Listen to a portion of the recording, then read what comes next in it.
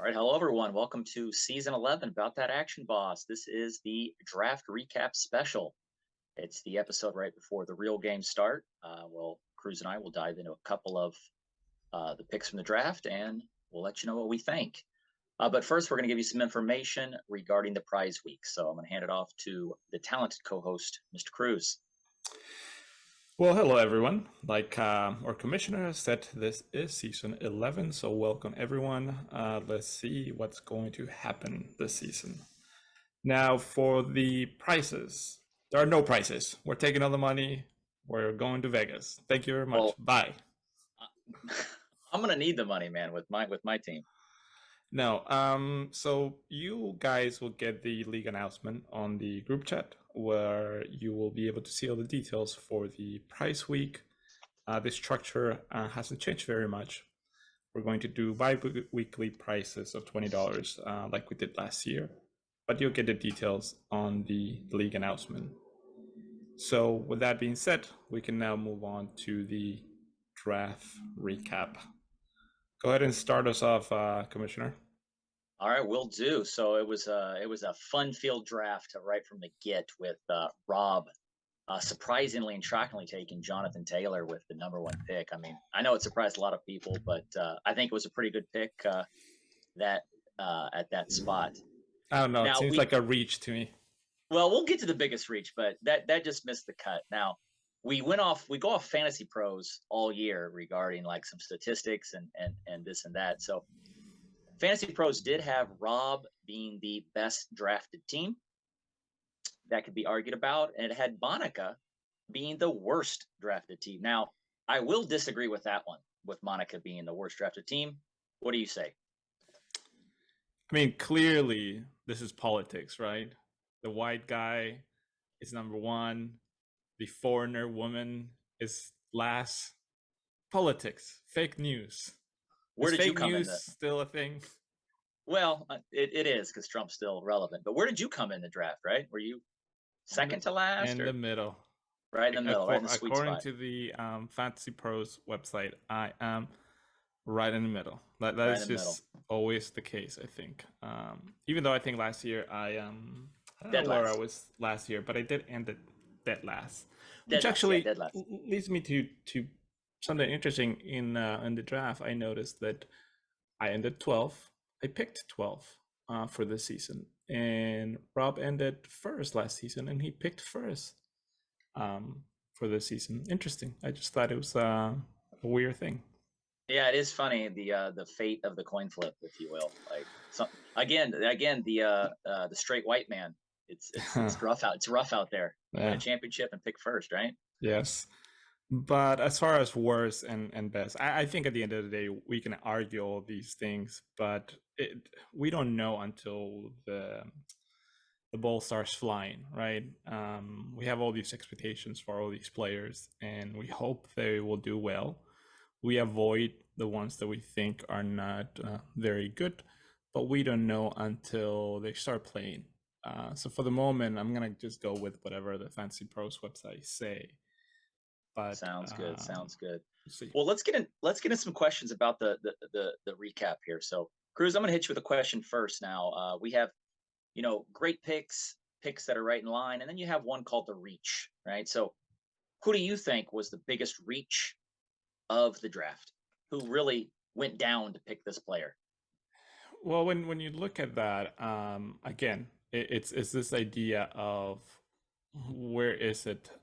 ADP, right? An average draft position, and you're thinking, okay, who had the biggest reach and all that. I would probably have to say that's a good question. And okay. And you're stuck. I'm stuck because whenever I look at this and I say maybe so.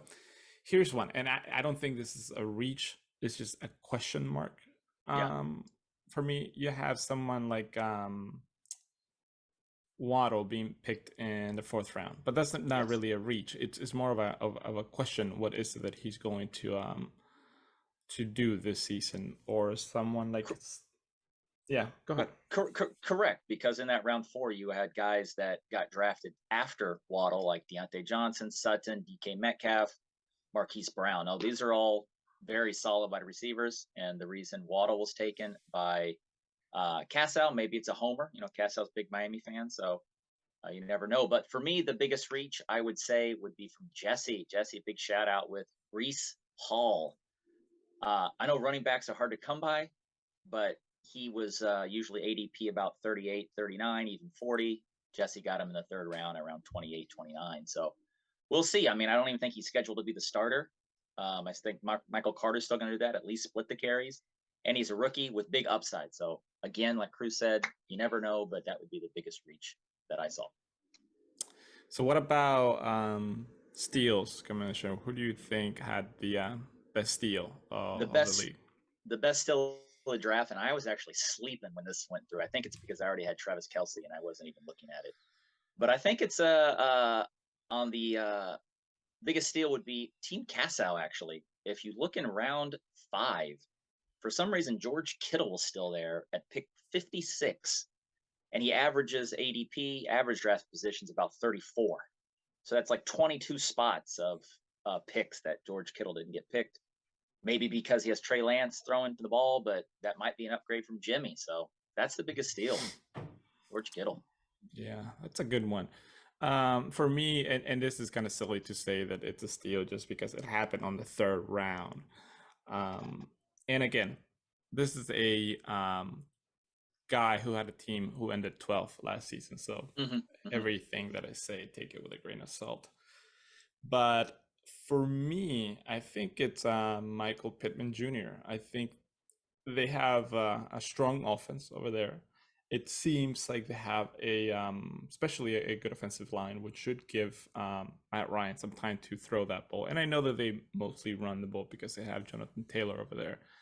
But still, it's the NFL. We know the NFL likes to throw the ball. So hopefully you have someone like Matt Ryan, even though he's older now, take advantage of the talent that Michael Pittman has. And he was picked third. Some teams by that time had already picked Keenan Allen, AJ Brown, T. Higgins, and they passed on even Tyreek Hill, who's an amazing wide receiver, but we just don't know yet. Even CeeDee Lamb was picked. I guess CeeDee Lamb was picked by the same manager, so it doesn't matter too much. But yeah, I think it's a potential top 3 wide receiver there. Yeah, I would agree. I'm a big fan of Michael Pittman, and I think Canadian Tiger, maybe he was auto drafting, but he has just a jam-packed receiving core. CeeDee Lamb, Pittman, Deontay Johnson, Cooper Kupp, Darnell Mooney. He picked 5. He must have been on auto draft. He picked 5 straight wide receivers every single round. His first other position picked was round 6 with a running back. Yeah. So if you guys looking for trade bait, looks like Canadian Tiger might be open for business. Cruz, I want to hit you with one just because I like one of your picks that I don't know a lot of people might be sleeping on. Okay, so I want to call one called the biggest sleeper. Okay, most people might not know about this guy, but I know about him, and obviously Cruz knew about him. Cruz, I'm going to give you some props for round 13. I don't know if he's a steal yet because he hasn't performed, but I think he could be big time, is Christian Watson from Green Bay. He's the rookie that got drafted in the second round. Aaron Rodgers has nobody to throw the ball to anymore. Davante Adams skipped town. He went to Vegas to gamble. So I think Watson is due for some targets, and he's a big guy. So I think that's a big sleeper pick. Nice move. Thank you. My finger definitely did not just slip and land on Christian Watson. I didn't just close my eyes and just. Well done. Yeah, we'll see. Like you said, Rodgers has to throw the ball to someone, and we'll see. I mean, towards the last round, what I did, you probably see that I went with rookies. You know, I also picked Sky Moore, And I also went with Kenneth Walker from Seattle, running back. And Seattle running backs are always going to have a special place in my heart because I really, really like beast mode. So yeah, Seattle does too. They wish they still had him in there, man. That team's going to be straight garbage. He's going to be garbage. He might as well come back the way that team's looking. All right, let's do one or two more here. So just between us, who was stolen from you? What player were you like itching to get, and some other owner not knowing what they're doing went and stole their pick from you? Who's that? Well, every season, people use their phones, use the internet, they go to YouTube, they listen to podcasts to get prepared. They do? Some people get the magazine. Some people grab a magazine. Some people get a magazine. Printed material, yeah. I'm sure Casa watches ESPN and so on. But we have one manager who use printouts, little papers and notepads. I'm not gonna name names. Don't do it. But this person knows who they are, and this person took AJ Dillon from me. So AJ Dillon in 2 leagues, I'm just gonna say we played 2 leagues together. AJ Dillon was taken twice from me. Well, maybe you shouldn't wait on him. Pick him. You want to pick him. My man. If he was my man, he took it from me. Hey, you got to treat him good, man. All right, AJ Dillon, so running back. So I'm going to stay on the same course. And my stolen player was also a running back.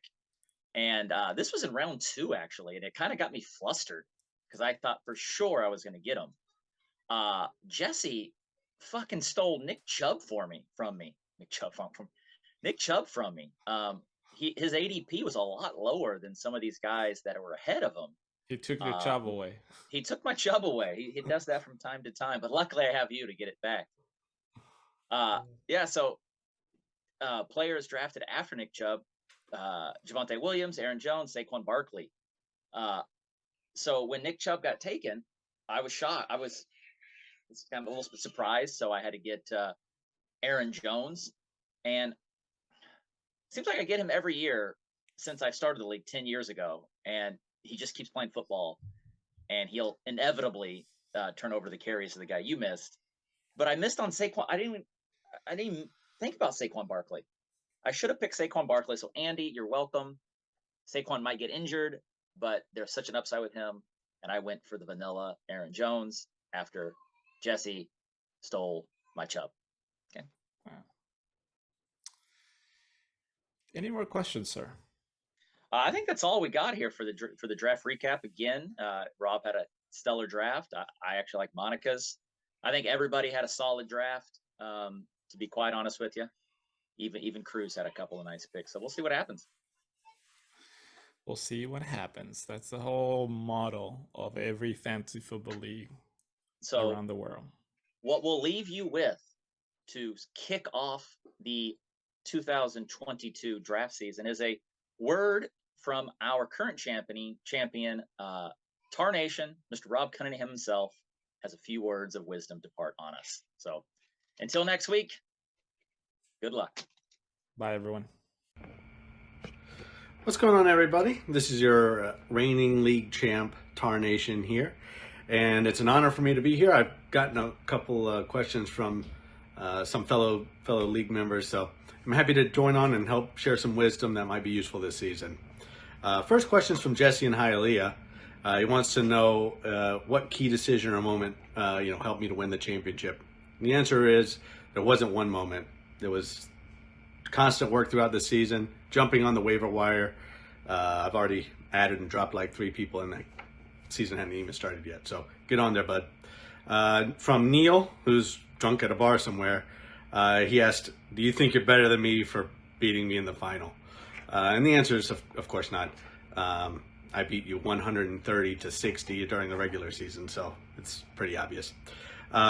Cruz, out in Fantasy Purgatory, asked for some tips. And I got to say, take some big swings, man. Don't be trading backup tight ends for, like second-tier quarterbacks. Just go for it. So, Jonathan Taylor, first swing, Swift and Diggs. Think about it. And Ricardo, yes, what took you so long? I don't know, man. But after this season, when I go back to back, won't even be an issue. So with that, good luck, everybody, and go Heels, go America. We're getting good, man.